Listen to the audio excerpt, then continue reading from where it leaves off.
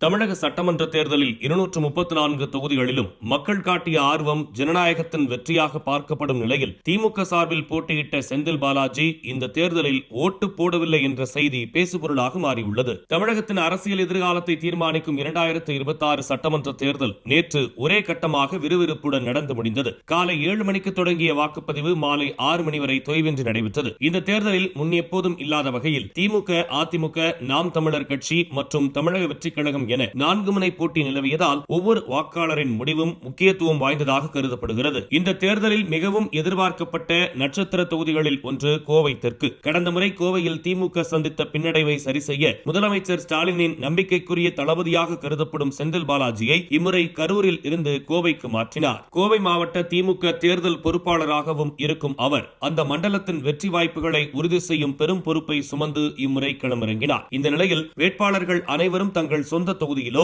அல்லது சொந்த ஊரிலோ வாக்களித்தனர். ஆனால் செந்தில் பாலாஜி நேற்று தனது வாக்கினை பதிவு செய்யவில்லை என்பதுதான் தற்போது பேசுபொருளாக மாறியுள்ளது. செந்தில் பாலாஜியின் பெயர் கரூர் மாவட்டம் ராமேஸ்வரப்பட்டி புதுப்பாளையத்தில் உள்ள வாக்காளர் பட்டியலில் இடம்பெற்றுள்ளது. நேற்று காலையிலேயே அவரது சகோதரர் அசோக்குமார் வந்து வாக்களித்தார். அப்போது அண்ணன் செந்தில் பாலாஜி சற்று நேரத்தில் வந்து வாக்களிப்பார் என்று செய்தியாளர்களிடம் கூறி சென்றார். ஆனால் மாலை 6 மணி வரை செந்தில் பாலாஜி அந்த வாக்குச்சாவடிக்கு வரவில்லை. இறுதியில் அவர் தனது ஜனநாயக கடமையை ஆற்றாமலேயே தேர்தல் நிறைவடைந்தது. செந்தில் பாலாஜி வாக்களிக்க வராததற்கு பின்னால் பல்வேறு காரணங்கள் முன்வைக்கப்படுகின்றன. கோவை மாவட்டத்தில் கடந்த முறை அதிமுகவிடம் இழந்த செல்வாக்கை மீட்டெடுக்க வேண்டும் என்பதில் அவர் மிக தீவிரமாக இருந்ததாக கூறப்படுகிறது. நேற்று முழுவதும் கோவையில் உள்ள வாக்குச்சாவடிகளில் நிலவரங்களை கண்காணிப்பது, தொண்டர்களை உற்சாகப்படுத்துவது என களப்பணிகளில் அவர் முழுமையாக மூழ்கியிருந்ததை அவர் கரூர் சென்று வாக்களிக்க முடியாததற்கு காரணமாக சொல்லப்படுகிறது. இருப்பினும் ஒரு வேட்பாளரே வாக்களிக்காதது எதிர்க்கட்சிகளால் விமர்சனத்திற்கு உள்ளாக்கப்பட்டு வருகிறது. மக்களை வாக்களிக்க சொல்லும் வேட்பாளரை வாக்களிக்காமல் இருப்பது